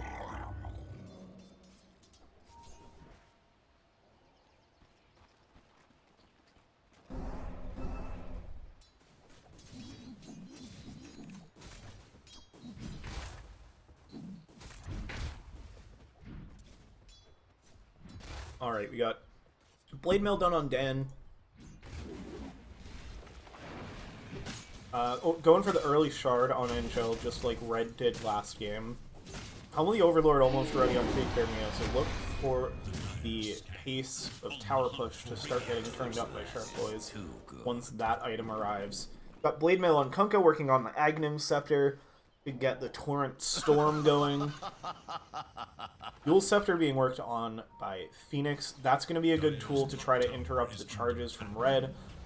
Helps deal with the immense status resistance that Spirit Breaker has. Now, Mr. Len's getting caught on the low ground of the river, but the tornadoes from Senku continue to help split up and break up these team fights. They are going to find a double damage rune here and pick it up with the smoke. Red thinking about charging over on Senku. He's going to commit it, and now into the Nether Strike. Dan onslaughting through. It's going to be all too much, and they even get the Reaper Scythe as Engine shows up with the boost of travel. 4 permanent Reaper Scythe stacks already in this game. Mr. Len's trying to disengage with the boat, and now here comes the charge from Red. Oh, but a really nice save with the banishment from Kuroko. The disruption is exactly the tool you need for the Spirit Breaker. It's a very nice first pick as an answer. Now the Supernova is going to come out, and KMCDC is going to pick up the kill on the Grimstroke. The Supernova will just force Dan away. Phoenix survives, so some nice movements from Wojtek. They end up bringing down both supports from Shark Boys there. Gold for my chest. 1,000 gold, 1,300 XP for them there. A lot of it going to Kuroko. Who, yeah, also dealt the most damage in that fight. Shadow Demon putting in work with the disruption, the poison, everything. The whole kit does so much. Mr. Len's going to be in trouble again. Mega kill. Skill trying to bring the heals, trying to burn down Dan. Dan will be able to walk away. Sunstrike not quite on the mark, so the Primal Beast will survive. Mid lane, take care of Mia, trying to set up onto Senku, but with Kuroko there for the saves. Field strike. KMCDC finds a kill top. So there's fights going on in multiple parts of the map. Take care of Mia, trying to finish off this Invoker, and once again Engine rotates in with the Boots of Travel. Now we'll look over towards where KMCDC is. Has the morph, or had morphed, I think, into Necrophos. And they're going to find the burn damage. Oh no, it's morphed into Spirit Breaker. It's going to be Red who will fall. Oh yeah, that's the one that I was looking for. It's hard to see what hero is on that tiny icon.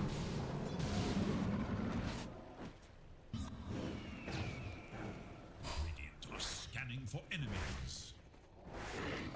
There are kind of 2 different fights happening around the map. It's just Mr. Lens has been under so much pressure. Does have the Aghanim Shard for the tidal wave, so that's going to give him some of that team fight action. Fake Karamia just being a menace with his Helm of the Overlord.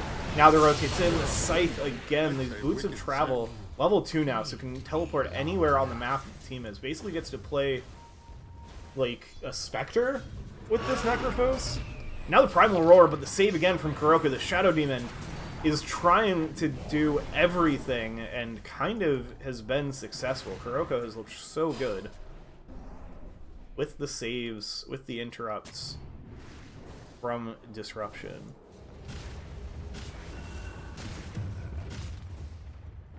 So it looks like they are going to be able to steal some Ancient stacks Bounty. for the Dire side. This Dragon from the Helm of the Overlord just eviscerates camps, blows up towers, gives you a little armor.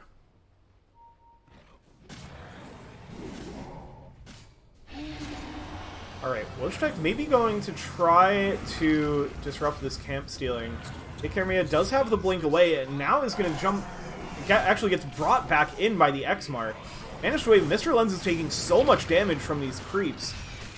Gonna try to pick up the gold, but now the Boots of Travel in, and just immediate death. Engine gonna try to turn. They don't have any tools to break the egg, but it's only level 1. Double kill. So that means it will be a godlike streak for this carry Necrophos, getting their 5th Reaper Scythe stack. Wojtek still going to try to fight this, jump in from KMCDC, but immediately the control, the damage comes out from KMCDC and Red goes down. Engine now walking forward. Do they have what they need to kill this Necrophos? The Primal Roar is there. Take Care of Mia is on absolutely no health, but jumping in anyway, getting the Primal Roar into the Pulverize. So much control again with these Shark Boys drafts. It cost them their Spirit Breaker, but it's going to net them 2 kills in a tier 2 tower. The tempo is just massive. What's that illusion of the Primal Beast from? Must have been an illusion, right? So that was a dire controlled illusion. Oh no, you know what it was? I think it was the Helm of the Overlord stolen illusion. Now Mr. Len's trying to make their way over to the secret shop, but it's just going to be another hero dropping the Scythe stack as well, and now skill getting controlled up by Red. Double kill. Shark Boys giving Wojtek absolutely no space to breathe in this game. They're going to go right back to focusing that tier 2 tower, waiting on a creep wave to arrive. Engine going over and picking it up for them. Gonna steal some more ancient camps while they're in the area.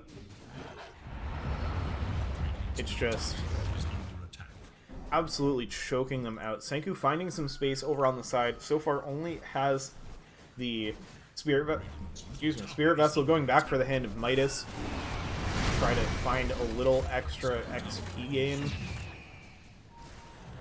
And if they can push this to the late game, we'll start to see if that can pay off. But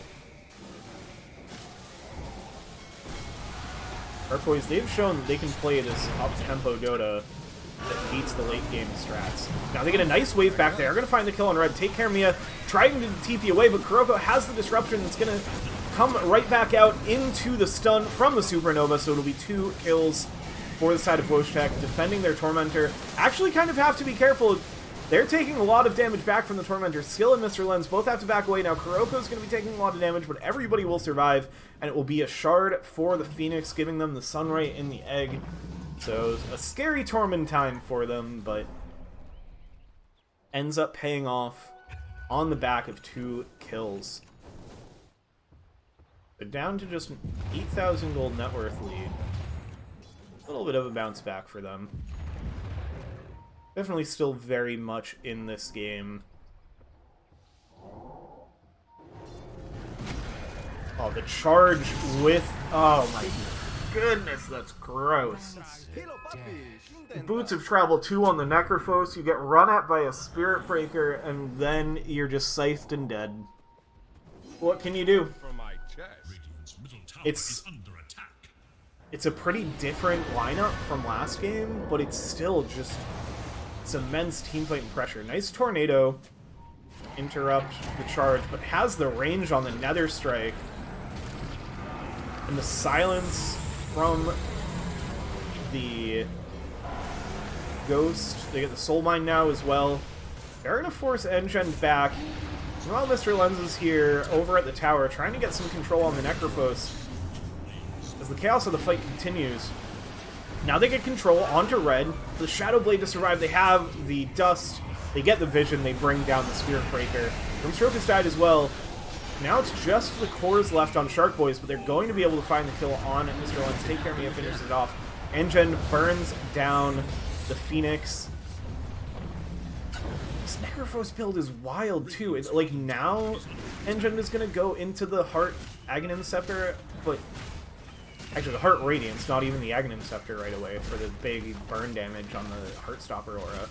But 4-staff Yules on a carry, like, it looks like a support Necrophos build, if not for the Boots of Travel. But it's been immensely effective, and the 4-staff combined with the Death Seeker means there's no way to escape from this Necrophos. And the Yules gives him nice protection. I mean, this is spicy Dota that Shark Boys are playing, and it is working out for them.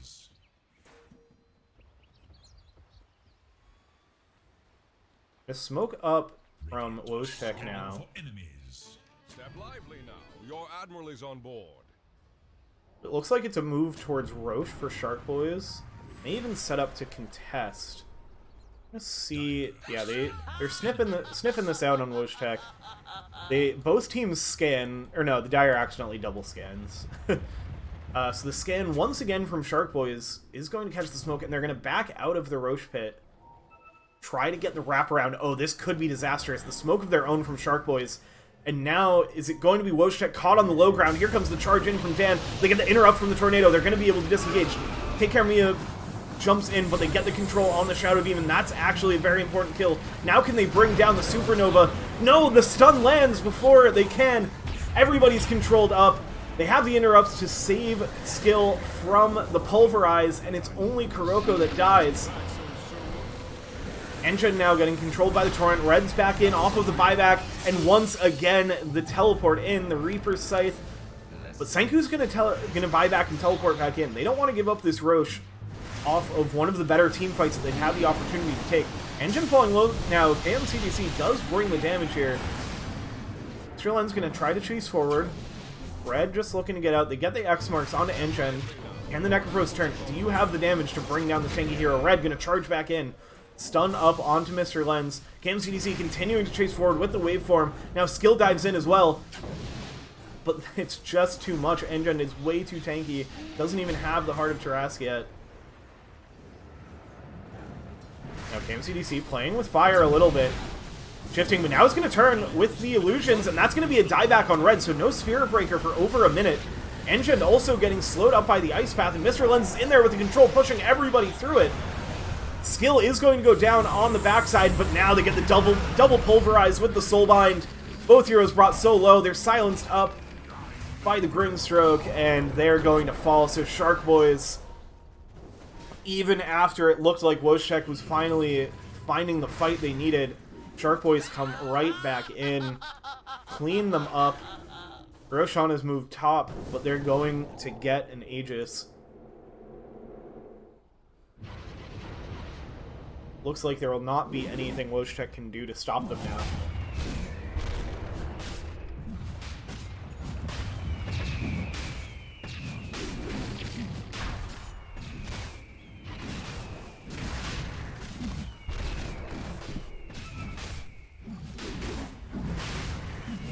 Alright, so Heart finished on Primal Beast, Heart finished on Necrophos. How do you kill these heroes now? These fights were hard enough as it is. Take Care Mia, it looks like, is that going to be the full BKB coming out on the Courier? It sure is. Aegis, they are going to give to the Necrophos, so absolutely no chance of bringing this guy down now. Oh, Skill is smoked up, but you do not want to run into these heroes on your own. Those finally have the second point in Supernova, so it'll take a couple more attacks to break the egg. Red is going to get spotted out. They're just going to charge through into some illusions. They get the Yules. Now the TP in from Engine. Silence out. And another Reaper Scythe. 9 permanent stacks. 30 HP regen. Going to get a fortunately timed pause. I imagine is due to Wojtek experiencing some lag. Maybe a little bit of a pep talk pause.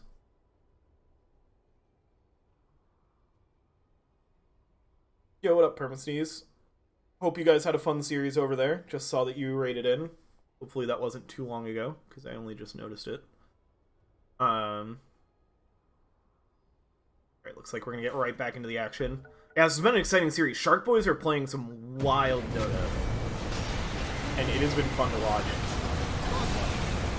Now Red is going to get brought down, and Engine, they have the control, but the Yule Scepter is going to keep him alive for longer. Now going to use the Death Pulse, trying to get away. He's going to get X Marks back into the Sunstrike, so that's going to be 1 life of this Necrophos. But do they have the tools for more? Take Care of Mia, just absolutely tearing apart Mr. Lens and Kuroko. So they bring down the Necrophos once, but they lose 2 heroes in response.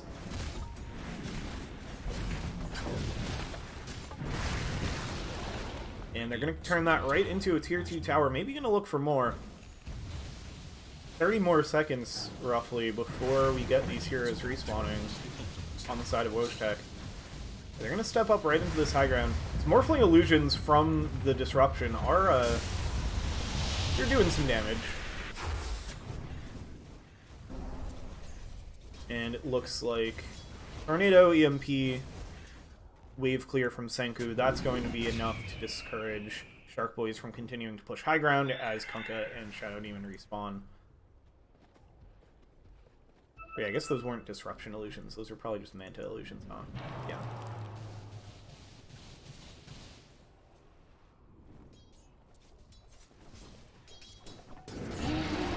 We got Shadow Blade working on a BKB.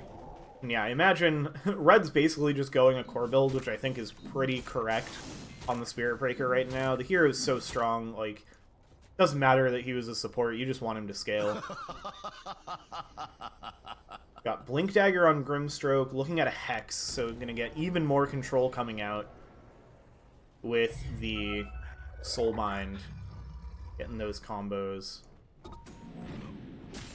It's already been just so much. All three cores, like you have Reaper Scythe, you have Primal Roar, you have Pulverize. All three cores on Shark Boys have a long stun that gets doubled by the Soulbind.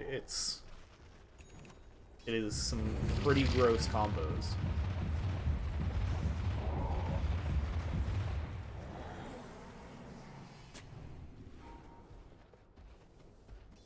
Yeah, they're gonna keep moving as 4. Bought some Shadow Demon Illusions, but the real one is safely away over here.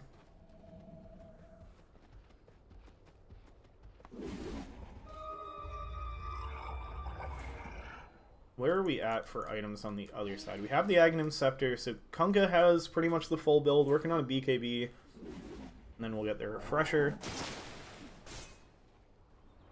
Scotty done on Morphling, so KMCDC does hurt quite a bit. Got Aether Lens on the Shadow Demon, actually went a Midas, and working on an Aeon Disc as a way to just stay alive, help save your teammates even more.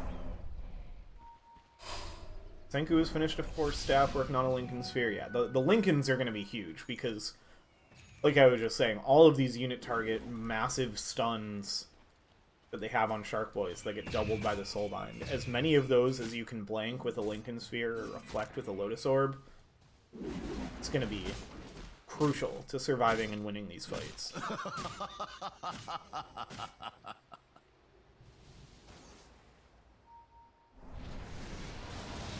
Senku and KMCDC, they're rotating up into this top jungle. They spot Red, but they don't have any detection. Now Skill arrives with it. The Nether Blast is going to connect.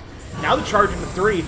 Get the Soulbind, and that's going to tie them to the egg, and it's going to be a Reaper Scythe out onto the Invoker. They're not going to be able to break the egg, so that will crash and stun them all. Now the Torrent Storm's breaking up the fight. The Pulverize is in onto Kuroko. They're trying to bring down the Shadow Demon to stop him from disrupting the fight even more. Mr. Len's getting brought low as well, but has the control to survive even longer.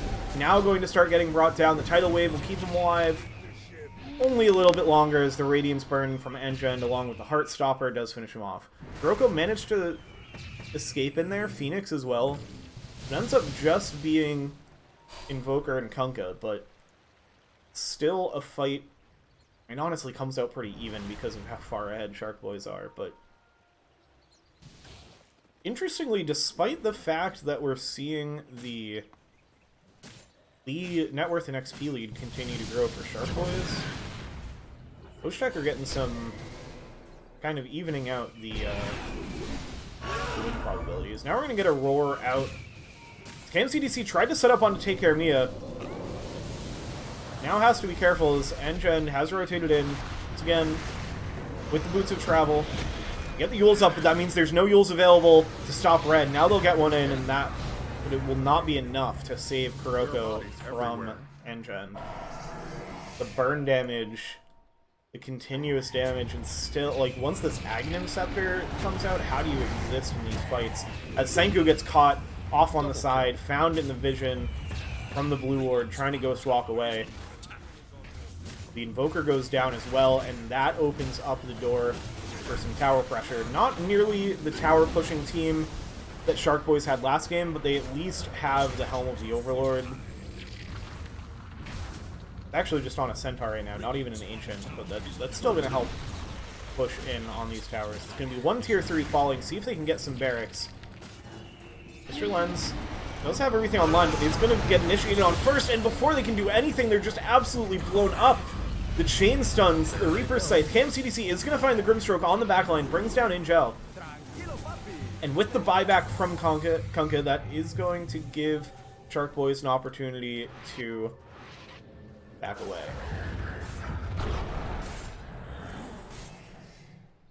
So Wojtek, they successfully defend their barracks, costs them a Kunkka buyback. Pick up the kill on the Grimstroke as well.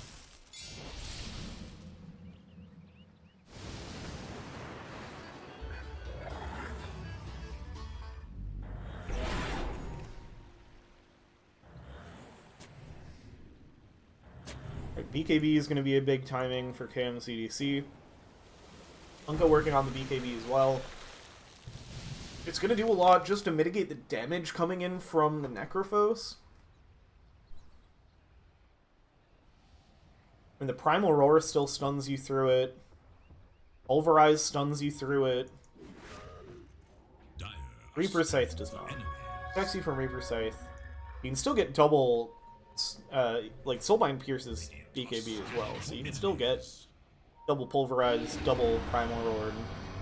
The charge, they're going to interrupt the teleport away from Skill. Bash up, not quite onto the high ground. The Yule Scepter will keep them alive for now. There is a torrent here, and Skill is just going to escape off of the map and TP, and trying to find something, but is going to get Yule's up. He'll be able to escape. Where did that torrent from Kunkka come from? Step lively now. Your no admiral idea. is on board. Must have been there briefly and managed to TP away while Skill did not. Gonna be another minute or so before Roche, and it just has switched to nighttime. So Shark Boys, knowing that Roche can respawn soon, they don't know exactly when it will respawn, but they're gonna start setting up in this area. Check it out. Should be an easy Roche take for them, but it does look like Wojtek may look to contest it. They're setting up in this area, grouped up, getting the wave pushed out. Still gonna be about a minute before Roche respawns. They actually aren't. Okay, now they're gonna smoke, but I think the creep waves might have seen that smoke. I think you're gonna step out first, but sees Dan and Angel. Or rather, Angel sees them hiding in the trees.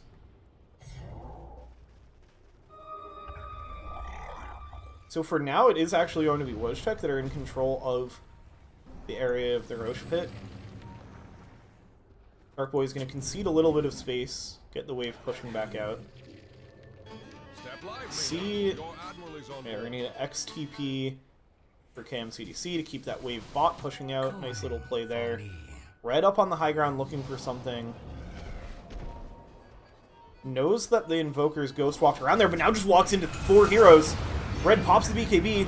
It's going to allow them to escape from the tidal wave, and the X marks the spot. And now Dan is in with the Pulverize. Another save from Kuroko, and now the Egg's going to try to land. This is going to stun up Red. They're going to try to bring down the Spirit Breaker, but Invoker's already dead.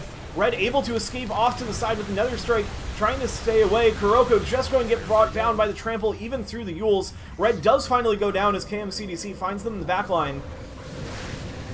But now Wojtek with 2 heroes down, they're on their retreat. KMCDC does morph into the Spirit Breaker, is just going to head off towards bot, but gets stunned up on the way there, finds a kill on the Grimstroke on the way by. Buyback from the Spirit Breaker and try to reconnect with this fight. Mr. Lens now trying to escape from Engen. Damage with the Aghanim Scepter now, it's too much. You can't survive if you're anywhere near this Necrophos. Take Care Mia is no slouch for damage either. Throwing out those axes, bringing down the Kunkka. Skill trying to TP away, but gets Yules up by Engen. And now it's just going to get hexed and brought down. So it's going to be 4 heroes dead on the side of Wojtek. That's going to set up a Roshan for Shark Boys if they even want to take it. They may also just choose to push things right down. Looks like that will be the option they take. No Roshan needed, they decide. Gonna go right up this high ground at the bottom tier 3.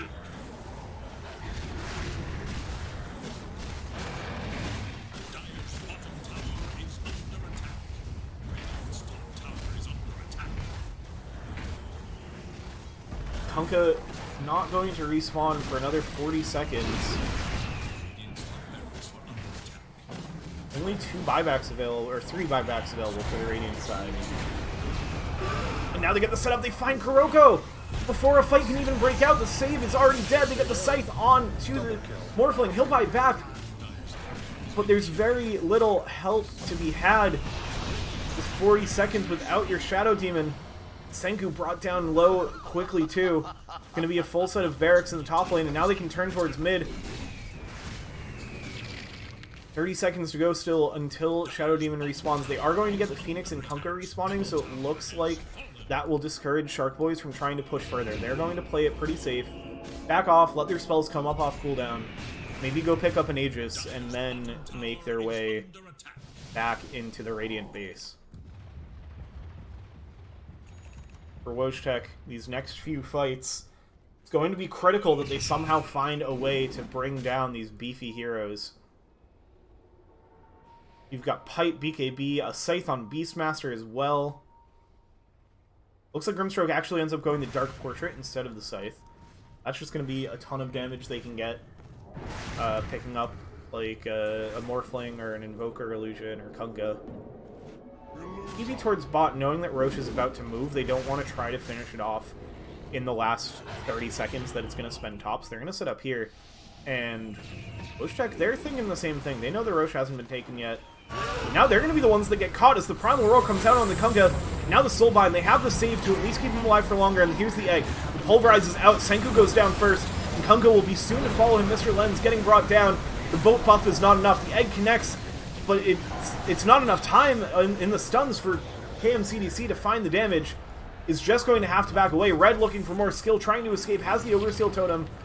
Red looking for the vision, but isn't going to get it, so it will be enough for skill to escape. But once again, Wojtek are brought down. It's a 36,000 net worth lead now, 50 to 29. It's just absolutely impossible to kill the cores on the side of Shark Boys. It's going to be bottom racks once again. They get the picks. They don't need Roche anymore. They're just going to go high ground without it because they know that these heroes aren't available. And especially as they see the buybacks not coming out, it means that it's just going to be mega creeps for the side of Shark Boys. Wojtek might get one more fight, but they might get interrupted before they even can. The Primal Roar Slam, KMCDC is already dead. GG is called by Mr. Lens. That is the game, 2-0 for Shark Boys. These guys are playing a type of Dota nobody else is, with these carry offlaners, and it is crushing these games. This team is super hyped to watch.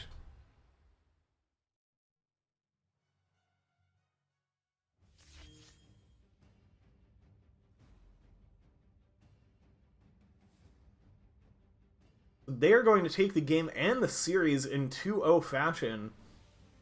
They came in off of that best of one qualifier round, so they are cooking today. They're 3-0. And who are they playing against next? It's going to be the next match that we have, so we're going to take a little break while we get that match set up. Let's see, in round 2, it's going to be Pacific Esports against Shark Boys. So we got the Battle for the Ocean. I've cast some Pacific Esports games before. They are also pretty fun to watch. I think that's going to be a really hype matchup. That was scheduled to start at 2:30, so I think we're going to get pretty much right into it. So we're going to take a quick break, get that game set up, and we will be back soon for that matchup.